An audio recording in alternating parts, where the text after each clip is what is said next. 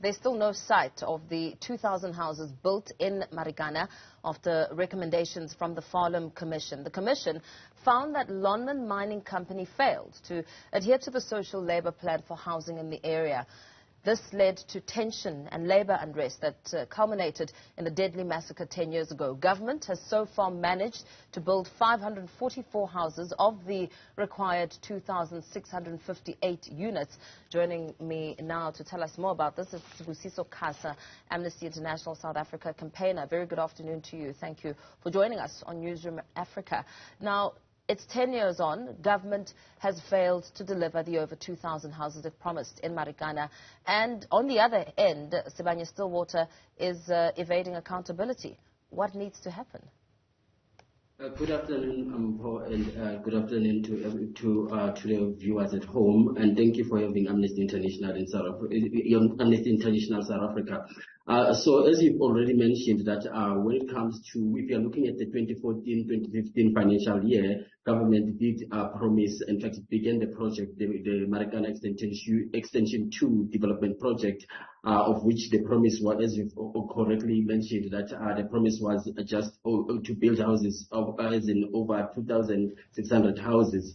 And so far, what we know of is that just over 500 of those particular houses have been built by government, and this government made this promise after it was given about 50 hectares of service land by the mine. And so this is a clear indication, and also a said another sad case of broken promises by the government in terms of delivering services to our people. And in this particular case, it's affecting the right to adequate housing. And if you are looking at the mine itself,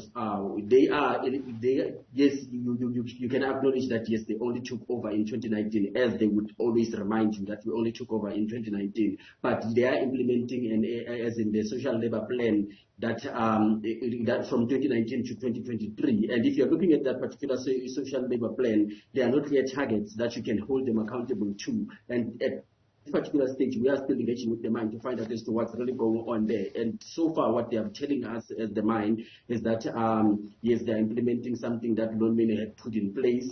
And also the other problem, what they're saying is that they will try to provide us with the answers that we need. But now you would ask yourself as to, if you're implementing something, a plan, you should know as to how you're going to implement it. And at this particular stage, because if you're looking at a survey that the mine had conducted in 2017, which found that most of the employees were interested, about 63% of the employees were interested in owning houses nearby their their place of work. So you find that about 65% of those they have creditworthiness challenges. And so the mine, it has promised in that particular social labor plan to assist them as far as possible, but there's no clear plan. It doesn't outline as to how it's doing this.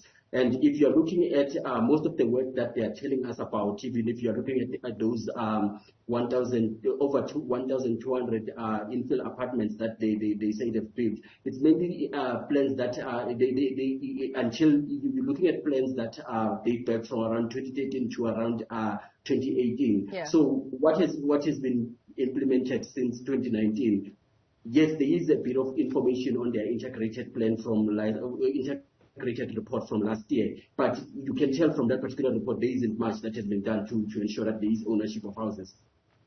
But perhaps let's go back a little bit. In 2005, when the Farlam Commission investigated the events which led to the deaths, it was found that Lonmin had failed to adhere to the terms of a legally binding social labor plan with regard to housing, and that on the other end, the company had created an atmosphere conducive to the tension and the labor unrest by not addressing this very matter of housing at Marikana. Yet, even with a new company, the dire consequences of mining remain. Yes, that's true. And that's why, and that's the story, in fact, because now what you're referring to in particular is those 5,500 houses, of which is the story that the current owners of the mine, which is Sibanye-Stillwater, is the story that they would like us to forget about.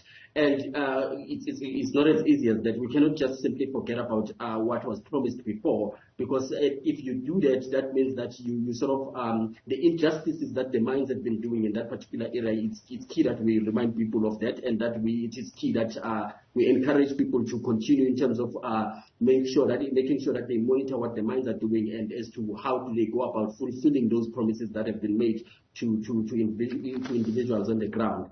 And so that's why it's important that in each and every action that is being taken, we ensure that we remind people as to when it comes to the non-compliance of mining companies in different areas. And this also brings us to the topic of when it comes to the DMRE, that is the Department of Mineral Resources and Energy. You find that because they are the regulator in this particular case in terms of mining, and this is not the only case whereby they are failing to hold mining companies accountable. If you are looking at even a report that we released earlier this year around February, which is focusing on how mining companies are not complying with regulations in terms of when it comes to the Sekhukhune area in Limpopo, it's the same case that the DMRE is failing to hold them accountable.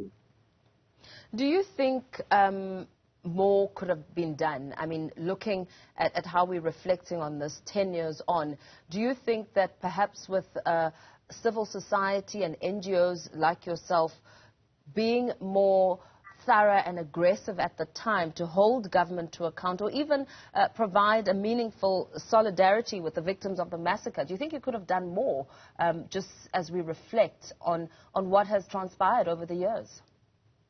Okay, as civil society organizations, we have been at the forefront in terms of making sure that we attempt to hold those in power accountable, will be it in the private sector or in when it comes to government. But now there's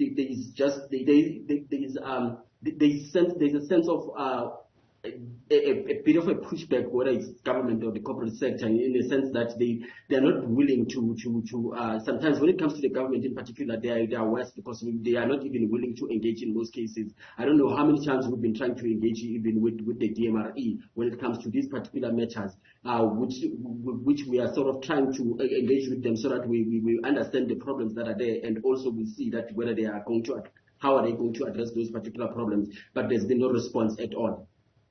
So as we reflect on today and its significance, and we see the faces and the families that have been left behind, what is your account as you listen into some of the conversations and you listen to the cries, and also I suppose the COVID-19 situation has exacerbated the problem, the challenges, the deep-rooted challenges in society, and to the victims of the massacre?